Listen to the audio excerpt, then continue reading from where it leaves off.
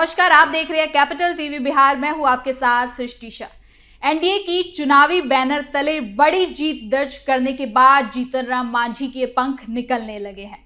उन्होंने एक ऐसा बयान दिया है जिसने बिहार की राजनीति में भूचाल ला दिया है। गया जी में हिंदुस्तानी आवाम मोर्चा की ओर से नवनिर्वाचित विधायक और मंत्रियों के अभिनंदन समारोह में जीतन राम मांझी का तेवर काफी सख्त रहा।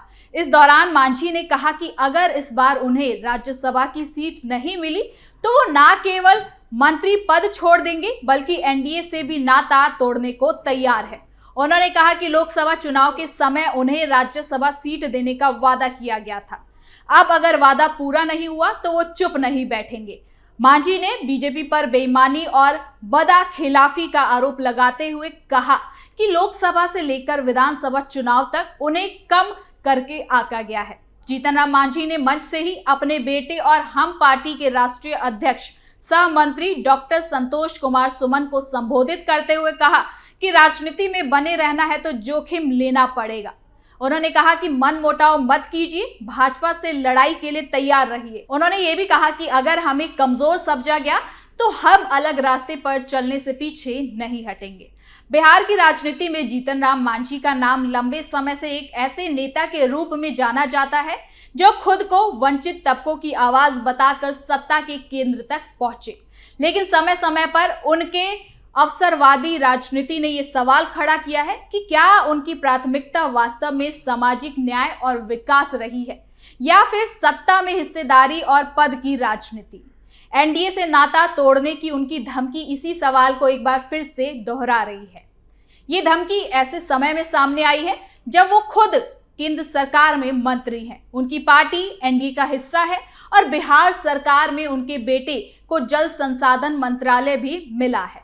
ऐसे में ये सवाल स्वाभाविक है कि जिस गठबंधन के सहारे उन्होंने चुनाव लड़ा, मंत्री पद पाया और राजनीतिक प्रभाव बनाए रखा, अब उसी गठबंधन को सार्वजनिक मंच से अल्टीमेटम देना ये कैसी राजनीति है। और ऐसा भी नहीं है कि मांझी का बयान किसी निजी बातचीत में आया हो, बल्कि पार्टी के सार्वजनिक कार्यक्रम से सामने आया है।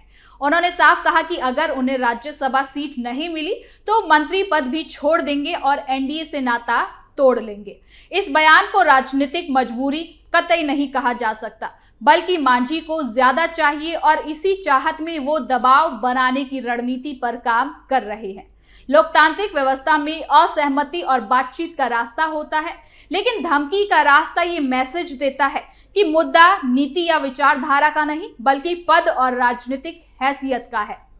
यहाँ इस बात को अनदेखा नहीं किया जा सकता कि मांझी ने लोकसभा चुनाव एनडीए के साथ मिलकर लड़ा। उन्हें बीजेपी और एनडीए के समर्थन से राजनीतिक मजबूती मिली।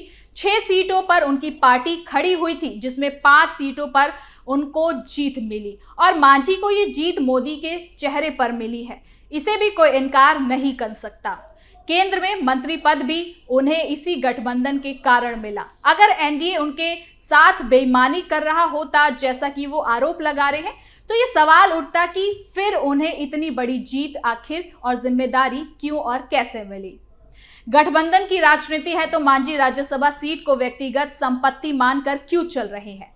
राज्यसभा में किसे भेजा जाना है और किसे नहीं, ये सब संख्या बल, राजनीतिक संतुलन और दीर्घकालिक रणनीति के आधार पर तय होता है। मांझी का ये मान लेना कि उन्हें राज्यसभा सीट मिलनी ही चाहिए और ना मिलने पर गठबंधन तोड़ने की धमकी, ये दिखाता है कि वो गठबंधन को साझेदारी नहीं बल्कि लेन देन की तरह देख रहे हैं। बिहार जैसे राज्य में जहां विकास, रोजगार, शिक्षा और कानून व्यवस्था जैसे मुद्दे सबसे अहम है, वहां एक केंद्रीय मंत्री का सार्वजनिक मंच से ये कहना कि सीट नहीं मिली तो सब छोड़ देंगे, यह संकेत देता है कि राजनीतिक अस्थिरता को भी मांझी द्वारा एक दबाव के हथियार के रूप में इस्तेमाल किया जा रहा है। ये रवैया न सिर्फ गठबंधन के लिए बल्कि राज्य के लिए भी नुकसानदायक है। अगर मांझी वास्तव में एनडीए से अलग होने का फैसला करते हैं तो इसका तत्काल असर बिहार की सरकार पर ना के बराबर होगा, या कह सकते हैं कि कोई फर्क ही नहीं पड़ेगा। बिहार में अगला चुनाव 2030 में है, केंद्र में भी चुनाव 2029 में है। बाकी जिन राज्यों में चुनाव होने हैं वहां मांझी की राजनीति का कोई असर नहीं है। दूसरी बात कि बिहार में 89 सीटों पर भाजपा जीतकर सामने आई है, जदयू को 85 सीटें मिली हैं, लोजपा को 19 सीटों पर जीत मिली है, उपेंद्र कुशवाहा को 4 सीटों पर जीत मिली है और 243 सीटों वाले बिहार विधानसभा में बहुमत के लिए तो भाजपा और जदयू काफी है। उसके अलावा लोजपा कुशवाहा की पार्टी से तो अलग से है और इसमें 5 सीटों वाली मांझी की पार्टी की जरूरत ही कहाँ है।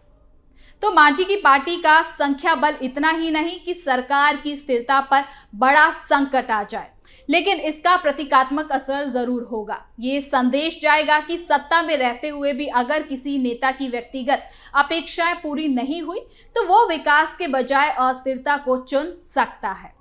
हालांकि इससे मांझी की ही मिट्टी पलीद होगी, क्योंकि चुनाव के दौरान भी वो सीटों को लेकर दबाव बनाते नजर आए थे, तो बार बार ऐसी छवि उनके समर्थकों को निराश कर सकती है। केंद्र की राजनीति के लिहाज से भी ये बयान असहज करता है। एनडीए सरकार सहयोगी दलों के संतुलन पर टिकी है। अगर छोटे दलों के नेता इस तरह सार्वजनिक धमकियों का रास्ता अपनाने लगेंगे तो ये एक गलत राजनीतिक परंपरा को जन्म देगा। लोकतंत्र में दबाव की राजनीति और सौदेबाजी के बीच एक महीन रेखा है और मांझी का बयान उस रेखा को पार करता नजर आ रहा है। मांझी के बयान का एक और पहलू है उनका नया जातीय समीकरण बनाने का संकेत।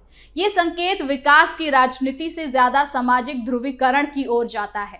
बिहार पहले ही जातीय राजनीति के दुष्परिणाम झेल चुका है। ऐसे में एक वरिष्ठ नेता का ये कहना कि अगर हमें कमजोर समझा गया तो हम अलग होने का रास्ता चुनेंगे, ये सामाजिक संतुलन के लिए भी चिंता का विषय है। ये पहली बार नहीं है जब जीतन राम मांझी ने सार्वजनिक तौर पर गठबंधन सहयोगियों के खिलाफ आक्रामक रुख को अपनाया है। उनका राजनीतिक इतिहास बताता है कि जब भी उन्हें लगा कि भूमिका सीमित कर दी जा रही है, उन्होंने टकराव का रास्ता ही चुना है। मुख्यमंत्री पद से हटने के बाद जदयू से अलग होना, नीतीश कुमार पर आरोप लगाना, फिर बीजेपी के साथ जाना, ये सब उसी राजनीतिक शैली का एक हिस्सा रहा है। ये कहना गलत नहीं होगा कि राजनीति में दल बदलना या गठबंधन बदलना अपराध नहीं, लेकिन सवाल ये भी है कि क्या हर बार बदलाव का कारण विचारधारा और नीति होती है या फिर सत्ता में हिस्सेदारी। मांझी के मौजूदा बयान में विचारधारा या नीति का कोई स्पष्ट संकेत नहीं मिलता। पूरा फोकस राज्यसभा सीट और राजनीतिक सम्मान पर केंद्रित नजर आ रहा है। उन्होंने ये भी कहा कि सांसद और विधायक फंड का उपयोग पार्टी को मजबूत करने के लिए होना चाहिए। ये बयान भी राजनीतिक रूप से विवादास्पद है, क्योंकि सांसद विधायक निधि का उद्देश्य विकास कार्य होता है, न कि पार्टी विस्तार। ऐसे बयानों से ये धारणा बनती है कि राजनीतिक प्राथमिकताएं विकास से ज्यादा संगठन और सत्ता के इर्द गिर्द घूम रही है। जब मांझी अपने बेटे और पार्टी के नेताओं से कहते हैं कि भाजपा से लड़ाई के लिए तैयार रहिए, तो सवाल ये उठता है कि क्या ये लड़ाई जनता के मुद्दों के लिए है या राजनीतिक हिस्सेदारी के लिए।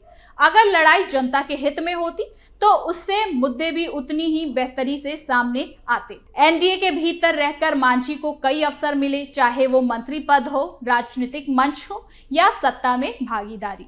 इसके बावजूद अगर वो खुद को उपेक्षित बता रहे हैं तो ये भी आत्ममंथन का विषय है कि क्या अपेक्षाएं वास्तविक थी या अत्यधिक पाने की चाहत है। बिहार की राजनीति लंबे समय तक अस्थिरता और टकराव से गुजर चुकी है। आज जब राज्य को स्थिर सरकार और विकास की जरूरत है, तब इस तरह की धमकियां राजनीतिक परिपक्वता पर सवाल खड़े करती है। गठबंधन की मजबूती बातचीत और विश्वास से बनती है, ना कि पब्लिकली किसी मंच से अल्टीमेटम देने से, जैसा कि उन्होंने किया है। सवाल ये नहीं कि जीतन राम मांझी को राज्यसभा सीट मिले या ना मिले, सवाल ये है कि एक केंद्रीय मंत्री के तौर पर उनकी प्राथमिकता क्या है। बिहार का विकास या व्यक्तिगत तौर पर राजनीतिक सौदेबाजी। एनडीए के सहारे सत्ता में आकर उसी एनडीए को सार्वजनिक मंच से धमकी देना इस सवाल को और गंभीर करता है। ये बयान बिहार की राजनीति को एक बार फिर ये सोचने पर मजबूर करता है कि क्या हम विकास की राजनीति की ओर बढ़ रहे हैं या फिर वही पुरानी दबाव और अस्थिरता की राजनीति दोहराई जा रही है। मांझी अगर किसी भ्रम में है तो जनता की नजर से कुछ नहीं बच सकता। मांझी ने कुछ ऐसा बड़ा किया होता तो उनके उम्मीदवारों की जीत के अंतर हाल के बिहार चुनाव में जरूर नजर आते और जो 5 सीटें वो जीते हैं वो एनडीए के बैनर तले चुनाव लड़ने के कारण ही जीते हैं, जिसमें पीएम मोदी और नीतीश कुमार का चेहरा बड़ा कारण रहा है, ना कि उनका प्रभुत्व उन्हें सीटें दिला पाया। तो ऑप्शन उनके पास है कि वो बिहार के विकास के लिए काम करें या फिर धमकी की राजनीति करके वो अपनी पहचान एक ऐसे नेता के रूप में बनाए जिसने सत्ता के लिए स्थिरता को दांव पर लगा दिया। दूसरी बात कि ये भी मानी जा रही है कि मांझी अगर कुछ भी ऐसा करते हैं तो उन्हें घर में बैठना होगा या नीतीश सम्राट उन्हें घर में बैठा देंगे, क्योंकि ऐसी परिस्थिति में वो केंद्र में मंत्री भी नहीं बन सकते और उनके बेटे को भी बिहार सरकार में मंत्री पद से खदेड़ दिया जाएगा। तब उनके पास ऑप्शन कई होंगे, वो चाहे तेजस्वी के साथ जाए या ओवैसी के साथ, ये उनका फैसला होगा। लेकिन इतना तो तय है कि वर्तमान हालात में एनडीए उनकी धमकी को कतई बर्दाश्त नहीं करने वाली। तो फिलहाल के लिए इस खबर में इतना ही। देखते रहिए कैपिटल टीवी बिहार।